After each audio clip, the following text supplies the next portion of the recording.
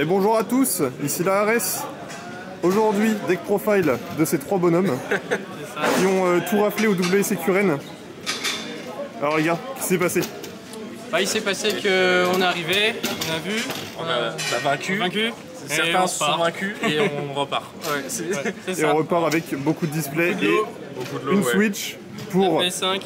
Une Switch pour Monsieur Bastien qui fait deuxième, enfin deuxième à l'issue, finaliste à l'issue du top. Monsieur Dorian qui gagne l'event et qui repart avec la PS5. Et moi je me fais troncher par Bastien en top 8. Il a eu l'œil et le gros. Au bout d'un moment, au bout d'un moment il y a des team kill. Mais ouais, l'event était cool. On a dit que tout ira bien. Et tout ira bien, mais ouais, l'event était cool, ça a bien tourné. La bouffe est incroyable, merci Cocolo.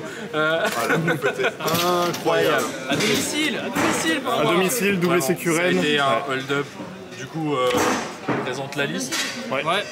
La liste, elle a pas beaucoup changé depuis UJ, mais elle a changé quand même. On vous montre ça vite fait. Terroriste. On est parti. Bon, du coup, c'est parti pour la liste. Ouais, alors on joue cache tira. Classique, les ratios, il n'y a rien à dire. Les terrains, la consistance, les trois licornes pour l'instant. Les 3 Fenrir. 2 Rise, le Scarclaw, classico. Les 3 Magitchak. Le Big Bang, classique. Il n'y a rien à dire sur les caches. Commence à connaître les listes. Hein, c'est résolu. Les ratios qui ne bougent plus. Le lecteur DVD. Maintenant, c'est les free spots. Alors, pour la consistance, c'est pour mieux jouer autour des end-traps. On a décidé de jouer 5 magies, normal.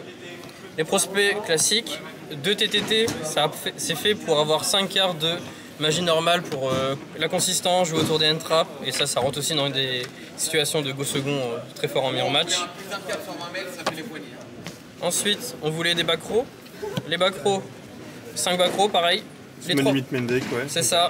Parce que l'idée, c'est les Book of Moon, c'est polyvalent go first, go second. La méta, c'est beaucoup de cash encore. Super Heavy, c'est du 1 pour 1. Semaine limite, elle a fait ses preuves en go first, il n'y a rien à dire. Et en second, soit on empêche qu'il fasse un board, soit on le remonte et on pose semaine limite, on l'empêche de remonter. C'est ce qui arrive souvent dans les match-up cash ou Super Heavy. Et donc, pour remonter le board ou empêcher d'en faire, il y a des end-traps. Pareil, 5 end-traps. 5 end-traps, 3 shifters de droll. 6 ratios là parce que les shifters, on les considère meilleurs que droll. 5 c'est pour avoir une bonne proba d'en avoir une, mais une proba petite d'en avoir 2, parce qu'à conflict de base. Ouais.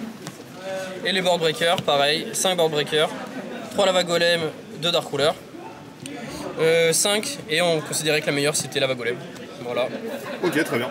Voilà pour le main deck. On va passer à l'extra deck, c'est encore classique.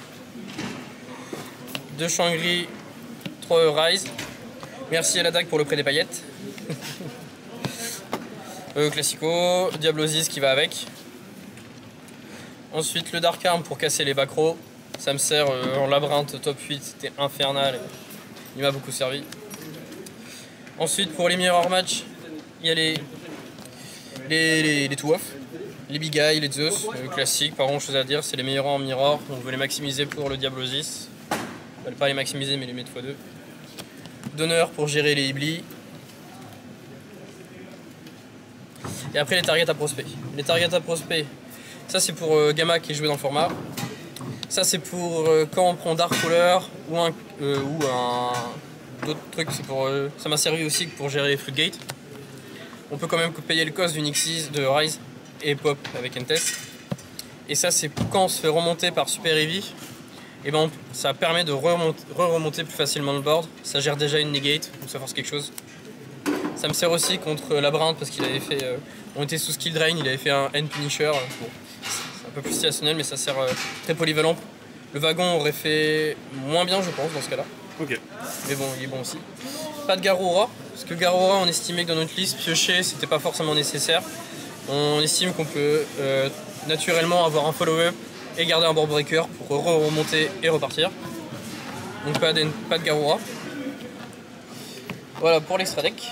Et le side deck. Le side deck. Alors il y avait des kaiju parce qu'on respecte Purely et c'est dans la situation de blind aussi qu'on cache si on ne sait pas s'il va nous laisser commencer. On les rentre parce que s'ils remontent, il y a souvent un Zeus ou un Rise. Ouais, toujours dans l'optique d'avoir du follow-up et pouvoir gérer le board voilà. C'est derrière. Ça. Okay. Toujours à chaque fois. Roll pour compléter les ratios pour Super Heavy. Merci à Paul Brun pour le prêt des paillettes. James Brun pour les intimes. Les belles, c'est pour respecter, les belles et H aussi, c'est pour respecter les match-up un peu plus rogue. Rogue, j'entends les labyrinthes, les purlis, Le Branded, Matmec, etc. Ouais. Ok. Merci à la DAG pour le prêt des paillettes.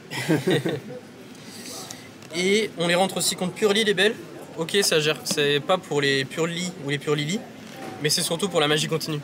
Parce qu'on a Kaiju, la Vagolem, et s'il récupère 3, ça peut être compliqué. Et la Ghostbelle est là pour ça. Ça cut le follow-up, ouais. Ça cut le follow-up. H, rien à dire. Et 2-2 pour la polyvalence, parce qu'on voulait 4 entraps dans cette situation-là. Ok. Pour le mirror match, il y avait les 2 icônes, c'est pour gérer la Ibli entre autres, esquiver les Eurage, les Diablosis. Et après les board breakers, les ratios c'est pour avoir entre guillemets 3 pets monstres, 3 pets monstres, 3 pets magie, bref. Ouais, PTT très polyvalent, ouais, c'est ça. Évidemment. On n'a pas voulu jouer de plus de PTT à cause de drôles dans le format. Parce qu'il y en a qui gardent les drôles, je sais pas trop pourquoi, en go first dans cash. Wow. Et du coup, bon, ça arrive, mais bon. Donc on a minimisé le PTT. Et après, encore 2 floodgate. Summon limit pour compléter les ratios go first. Et call by pour éviter les end traps. Et ça reste bien contre l'arbalète, Super Eevee. Ou pour Pancratops. Pancratops, ça sert aussi. Pancratops, ça peut servir. C'est ça, Pancratops. Summon limit call by, c'est bon, c'est fini. Hein, Axel. Voilà pour la liste, elle a très bien marché. On a trouvé qu'il y avait beaucoup d'équilibre dans les ratios. 5, 5, 5, etc. Le side, c'est pour coller avec les side-in patterns. Et ça a bien marché. Ok. Quelques briques pour chacun d'entre nous. Ça arrive avec le deck encore, mais globalement ça a été. Ouais, c'est la partie que t'acceptes quoi. C'est ça. Dire ça comme ça. Ouais. Mais ouais, non, le deck était ouf. C'est trop bien. Genre vraiment la liste elle était nickel. Pas trop attristé par la banliste? Non. On verra, on va travailler. Ouais, forcément. Moi le cerveau derrière. On trouvera des solutions. Ça va bien se passer. Ok, merci les gars et gros GG à vous. Et puis on se retrouvera plus tard pour un nouveau deck profile. Allez, salut. Est-ce que vous faire des petits remerciements à la fin ou pas? Oui, si, à Paul Brun, parce qu'il a prêté des paillettes. Il a prêté des paillettes. Et ça c'est important, la DAC surtout, allez voir les réseaux de la DAC, c'est important. Il y aura tout en description comme d'habitude. Merci à Guillaume d'avoir accompagné. d'avoir été là pour continuer dans la voiture. J'ai top moi aussi. C'est vrai. Voilà. Non, merci à toute l'équipe et à tout le monde pour les trains. Merci à tous les Rennais pour l'ambiance, le Cocolo pour le Fuji, le repas, tous ceux de l'association, les bénévoles, etc. Et bah, pour Cocolo, merci 2 fois. Parce que le repas 2 fois. Merci Arthur pour le logement. Merci Ryan pour la colocation. Merci à tous. Vraiment merci à tous. Merci les gars et GG. Allez, salut.